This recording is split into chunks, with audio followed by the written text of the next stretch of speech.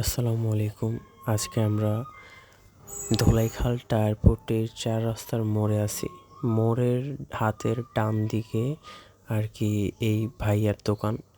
আর আমরা এখানে চাপ আর বটি কাবাবের রোল খেতে গেছিলাম।